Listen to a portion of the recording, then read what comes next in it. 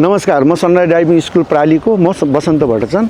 आज मैले स्कुटर सम्बन्धी ट्रायलमा कसरी गर्ने हैन, ट्रायल पास हुनलाई अथवा ट्रायल दिनलाई कस्तो तरिकाले अपनायो भने तपाईहरु ट्रायलमा पास हुन सक्नुहुन्छ भन्ने विषयमा मैले जानकारी दिन गइरहेको छु। ध्यान दिएर सुन्नु होला है। हस् ल, अब मैले सुरु गरे है त।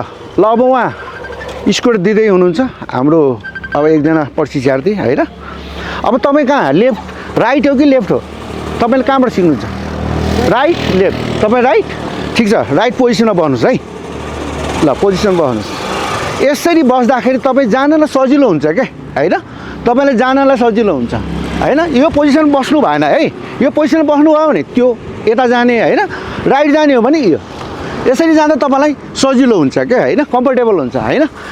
ल, अब तपाई जानु हुँदाखेरि अब ट्रायल दिनु भन्दा सर्वप्रथम के हेर्ने? तपाईले हेलमेट लाउनु भयो, बाल्नु है भएन? यो बान्नु पर्यो। यो फेरि 3 नम्बर कति घट्छ हैन तपाईको हैन। अरु यो लुकिङ ग्लासहरु पनि तपाईले यस्तो बाङ्गिएको छ भने सच्याउनुस् हैन। यो पनि इम्पोर्टेन्ट छ, नम्बर घट्छ तपाईको है।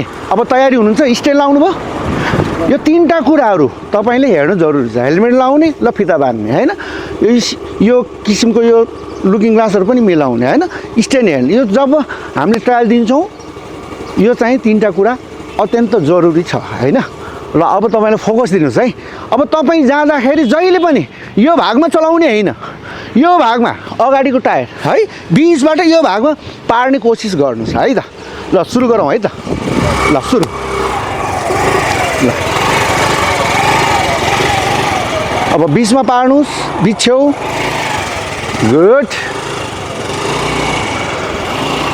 यो किसिमको ट्रायलमा कुनै लाइन टच भयो भने 5 नम्बर घट्छ है। खुट्टा झारे पनि 5 नम्बर घट्छ है। राम्रो छ।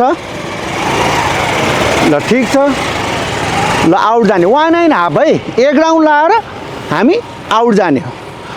अब न्यारो फ्ल्याग भन्छ, न्यारो फ्ल्याग कटेपछि साइड लाइट बाल्छ है। अब 4 कोणभित्र स्विच के अरे लाइट अफ गर्नुपर्ने हुन्छ। हरियो बलेछ, हरियो बलेछ, रोक्नु भएन है। आउनुस्। हरियो बत्ती बल्दा रोक्नु भएन। रातो र पहेँलो बल्दा रोक्नु पर्यो। हरियो बत्तीको इन्तजार प्रतीक्षा गर्नु पर्यो अनि मात्र तपाई जाने। यदि हरियो बलिरहेको अवस्थामा रोक्नु भएन, तपाईले साइड लाइट मार्ने अनि जाने। ल, ओरालोमा तपाईले जाऊ भन्ने संकेत नगरेसम्म जानु भएन है। तपाईले त्यहाँबाट जाऊ भन्नु पर्यो, यहाँ आउनु भयो। अब यहाँबाट जाऊ भनेपछि मात्रै जाने है। ल, जानुस्। खुट्टा माथि।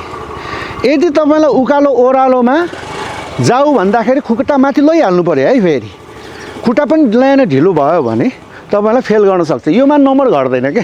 यो उकालो ओरालोमा तपाईको नम्बर कुनै हुँदैन है। ल, यति जानकारी दिएँ। ल, अब यति सानो कुराले पनि सम्पूर्ण महानुभावलाई सहयोग हुनेछ भन्ने मलाई लाग्छ। हस्, धन्यवाद।